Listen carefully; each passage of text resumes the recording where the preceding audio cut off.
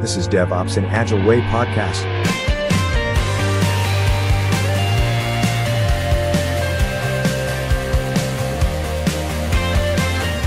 Okay, hello everyone, and let's continue our discussion about the Firefly report called State of the Infrastructure as Code. To continue it, I'm just navigating through the report and try to find something new. Oh, yeah, that is a very interesting section. So the percentage of the completion of the infrastructure as code. So 12% of respondents said that they have some infrastructure as code. The report doesn't explain what means some. Let's say it is less than, I would say, probably 20-25% of the infrastructure, because the 70% of respondents said that up to half of the infrastructure is codified. Probably even this some IaC, this 12% which has some IaC is even less than 20%. Anyway, more than half of the codified infrastructure, it's 27% of answers. 37% is most codified and 4% is fully codified. Interestingly, 3% is unsure. That is a little bit scary, but anyway, this is quite interesting. So from this 90% of people who are using the infrastructure as code, almost 40% codified everything.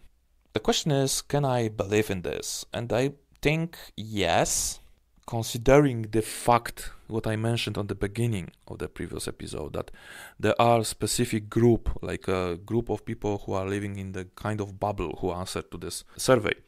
So yeah, probably I can agree that this amount of companies are codified with, fully codified with, or most codified with the infrastructure as code. Well, again, 37% doesn't give the proper answer. Like this is something between probably 60 to 99%. Still, it's quite different. Interestingly, as I work for Spacelift right now, 39% of respondents doesn't use any tool to manage infrastructure as code. Almost half of users doesn't use anything. Almost 70% of respondents doesn't use any SaaS platform, management platform for infrastructure as code. So the market here is really huge. What is interesting, 39% of respondents don't use anything to manage infrastructure as code. They just do this manually probably, or maybe they are using CI/CD tool. Next 32% are using infrastructure as code to monitor the systems, and only 27% of respondents are managing everything as code.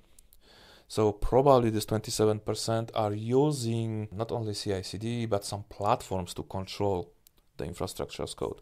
So this shows that the market for like dedicated specialized tools for infrastructure as code is quite huge, but the problem is with adoption and understanding the real benefits of that kind of tools.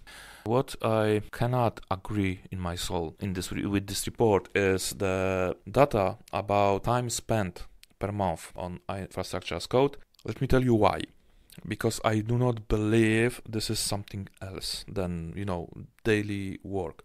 We do not ask developers how much time per month they are spending on coding. Okay, infrastructure as code become natural part. We want infrastructure as code to be a natural part of our DevOps lifecycle, and this is part of our work.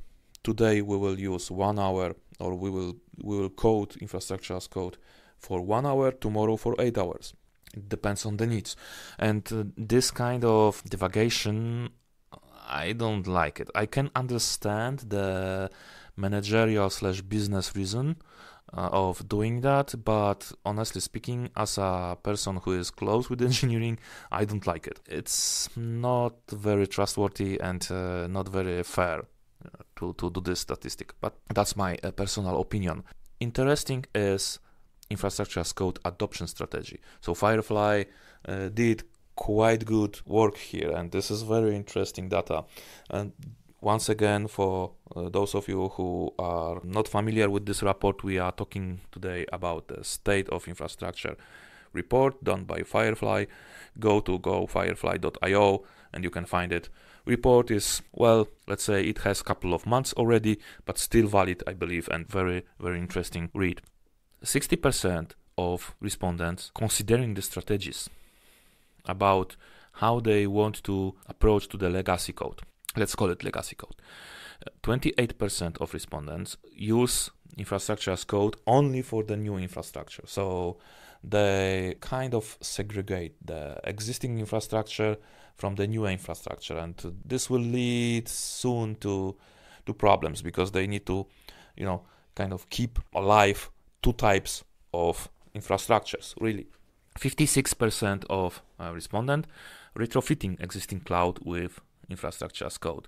So they have some strategies to work with, in this case, what we called legacy infrastructure, to put it into infrastructure as code. And that's a really good number. 56% thinks and works about this. So this is very nice. What are the top objectives for using infrastructure as code by the respondent of this report? There are 6 on the list: consistency, reliability, velocity, security and governance, immutability, and costs. It's nothing unexpected. This is everything what we can find as a benefits of using infrastructure as code. That is good. Interesting data is in information how infrastructure as code improved operations of the respondents. Not surprisingly, 75% said that they have improved efficiency for platform engineers, whatever platform engineer in this case is.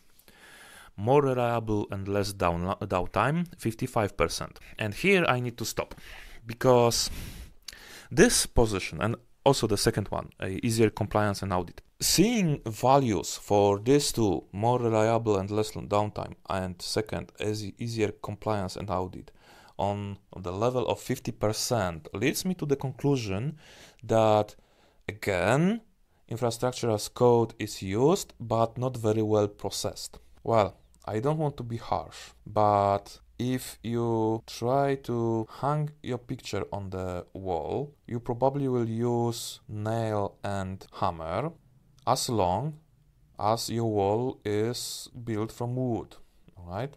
But why? Did you ask yourself why? Because you did that before? Because someone tell you to that in this way? Probably when you change your home to build from different materials, what you will do? The same? Or you will do the research how you should approach to this. And why this like a kind of stupid anecdote? Because I see this in that way. We have a lot of buzzwords in DevOps world. DevOps is buzzword. Agile is buzzword. Infrastructure as code is buzzword. Orchestration is buzzword. Everything is buzzwords. As long as we do not understand why we should use this approach, what this approach is giving us, how we should operate, and how we create the process. Again, the word process, a very important one.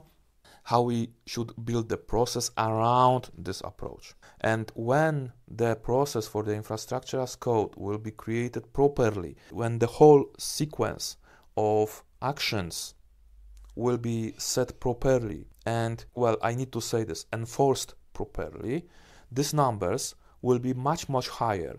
There will be more reliable, less downtime, should be around like 80% or even more, and easier compliance audit should be around 100% really, because there is a process and the proper approach, proper way of control and manage this information and this data and the process itself.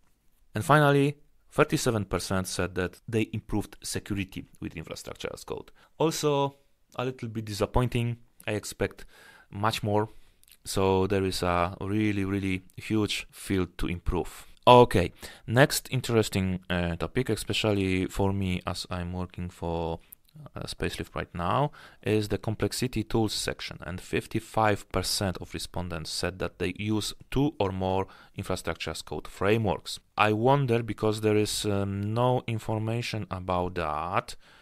Honestly speaking, looking on the data, I believe things like Ansible are not counted here as an infrastructure as code. So this is good news, but it means that the market is really looking, even unconsciously, for the tools which allows you to manage more than one framework in the same time. And this is very important message. Of course, Terraform is winning 84%. Recently, it may change a little bit, but we will see in the next report. And what we use for deployment of infrastructure as code? Well, generally generic CI/CD tools. The only one exception here is Terraform Cloud, which is on the 4th position with 21%.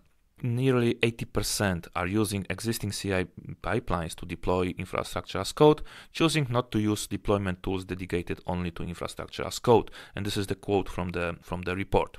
And that shows that the potential on the market is really huge, and the awareness of the market needs to grow. And well, it's kind of my role to grow this awareness, so I'll do my best to do that. Anyway, let's go further. And now we enter the area which is very sad, because the title of the next section is Cloud Governance is Immature.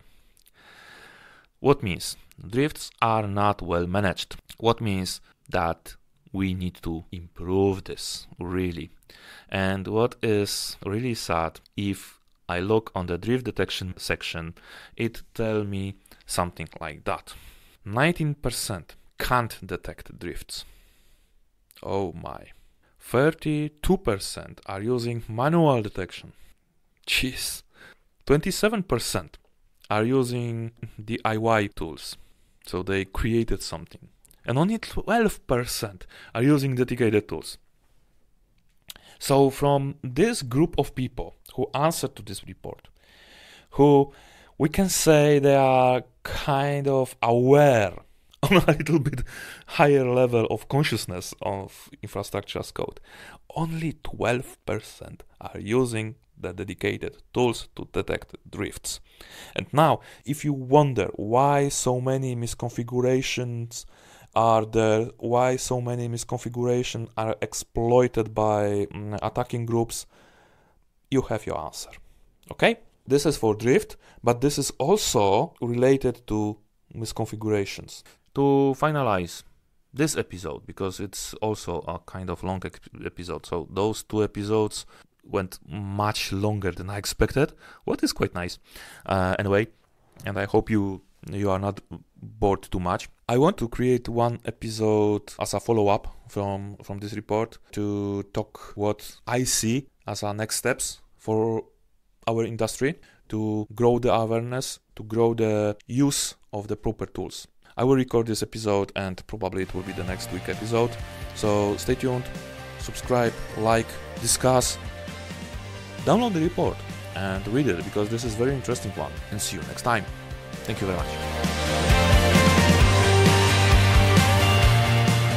Thank you for listening to this episode of DevOps in Agile Way podcast with your host, Pavel Pivosh. Subscribe, comment, and do not forget to check our next episodes. Stay tuned. Stay safe. Stay curious.